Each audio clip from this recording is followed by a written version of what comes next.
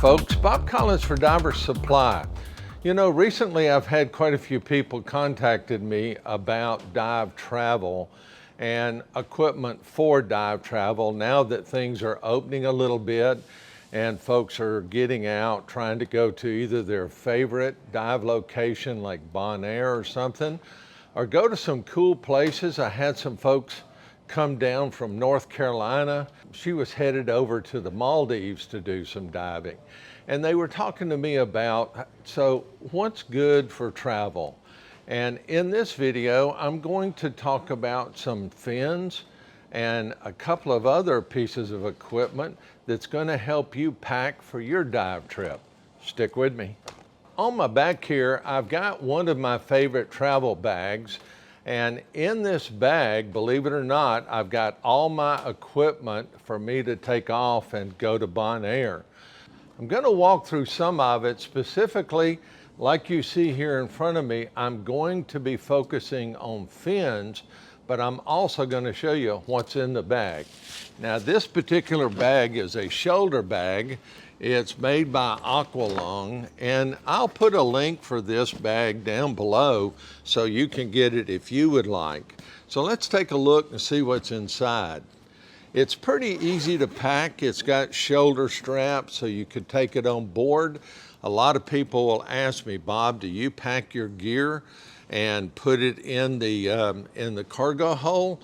And I say, well, I don't have a real problem putting my BC or my fins in the cargo hold, but today there seems to be a real proliferation of missing equipment.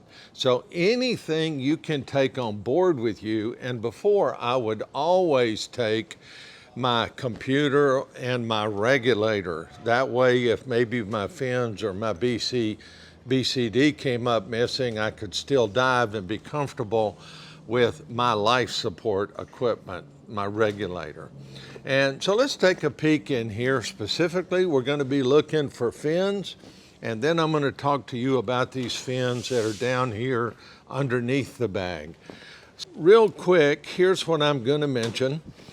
I prefer to dive with booties. And the reason why, I lived in Sardinia. Of course, I was in the Navy, and I lived in Sardinia, and I just hated sea urchins. And I dove regularly, and they were everywhere. I also like to walk on the beach when I'm not diving. And for me, I'm not a big flip-flop person, and I'm not a barefoot type person. So I use my dive booties as my walk-around shoes on the beach. And so what I've got packed in here is I've got a pair of low booties, and these are not like size 4. These are size 12. I have a big foot. I've got one of the SCUBAPRO Go Sport fins. Now the sports are made to be used with booties. They had before the regular Go fin, and the Go fin is really made as a barefoot fin. Couple of little things that you'll note. I'm going to talk more about the Go Sports in a minute, but you'll notice that the Go's have no skegs on the front. It's a much smaller form factor. You can see there's even a little tail sticking out here on the fin for your heel portion to be here. It's a nice fin. It's monoprene, really kind of a cool piece and really lightweight for travel. But SCUBAPRO said, and of course we said to SCUBAPRO, we would like to see a fin that people can wear with booties. And that's where the Go Sport came from. Now it's kind of nice because it's got a big open pocket here in the front. Skegs. Why do we have skegs on here? Well, one thing it's nice about this fin, it's got nice stiff rails, but what skegs do is skegs help focus the water off the end of the fin.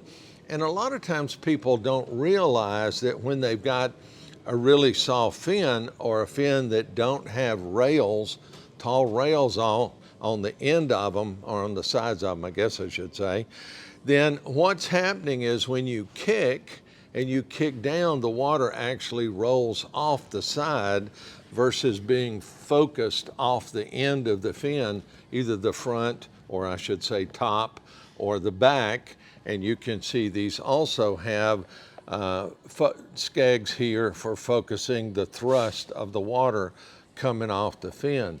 Now, this fin is almost as lightweight. It's a monoprene material in some various and sundry colors, but it's also got some stiffening. They put their name in here, which is kind of cool, and a few other little things, so that it wasn't just one solid thickness across here to make it stiff underneath the footbed. But they also put a little anti-skid pad here in the shape of the SCUBAPRO S. And these are just really, really comfortable fins. And like I said, super lightweight. One of the other things you're going to notice about this fin comes with a bungee. And I'm a big bungee strap aficionado, and to use a big word like mayonnaise in gymnasium. But I really enjoy bungees because they keep me from having to disconnect and adjust and mess with, that sort of thing. So bungees to me are the best. And one of the other things you're going to notice on this bungee strap, it's got a nice triangle, and it's not just a pull tab. Some of them just have pull tabs on them, and it's easy in salt water for your fingers to slip off that. This is easy to hook a finger in, like when you're hanging on the boat ladder and the boat's going up and down, it's easy to hook your finger in, slip this off so you can get up the ladder. So that is the SCUBAPRO Sport Go, and I'm going to talk more about this in just a minute, so stick with me. Let's see what else is in the bag. I've got my mask and snorkel in here. I've got my complete reg set with air gauge and octo and inflator hose. And down here in the bottom,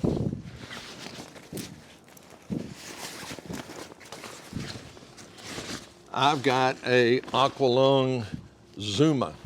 Now, I like the Zuma because it doesn't have any backpack in it. You've seen in some of the other videos, and I'll link it up here. My favorite BC is the Aqualung Axiom, and this is kind of a super lightweight Axiom in a way, and this is not a tiny little BC. This is not an extra small. This is a large. So I wanted you guys to actually see that this bag can hold a complete travel dive setup outfit for you. Now, let me talk a little bit about the Go Sport. As many of you have seen, SCUBAPRO has a BCD called the Hydros Pro, and it comes with a backpack, and I actually saw the SCUBAPRO rep. He had a thin wetsuit in there. He had virtually his entire dive kit in there, but he had the fins attached on the outside, and that's fine and dandy. For me, if I have the ability, like with this Aqualung bag I showed you, if I have the ability, I'd rather have everything compact in size, and that bag is carry-on friendly so that you can put it in the overhead without any trouble, fully packed like what we just saw. Now, again, I'm going to put links down below for all this stuff, and I just want to remind you guys, this is not sponsored by Aqualung or SCUBAPRO or anything. These are just my thoughts about these particular bits and pieces of scuba gear. So again, the Go, you can see the size of it here.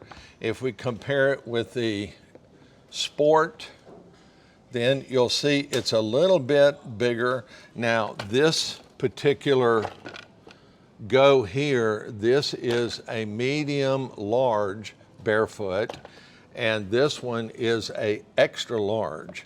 So you can see, even if you're not you know, wearing an extra large and you're wearing a medium fin or something, your medium Go Sport is going to be closer to this size. So it's going to pack even easier. Now, what I did is, in preparation for this video, I took some popular fins like the Mari's Quattro, and my understanding, and of course here in the shop, we sell a ton of these fins.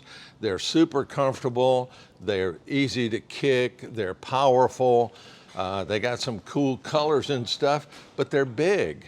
And the Go Sport is actually 4 inches shorter than this fin. Now, this is the Aqualung X-Shot, and this fin is 5 inches longer than the Sport Go that I just showed you. This is the Tusa switch, and the Go Sport is 4 inches shorter than this fin. And of course, now this is a medium, but I compared it extra large to extra large, and this is the SCUBAPRO Seawing Nova.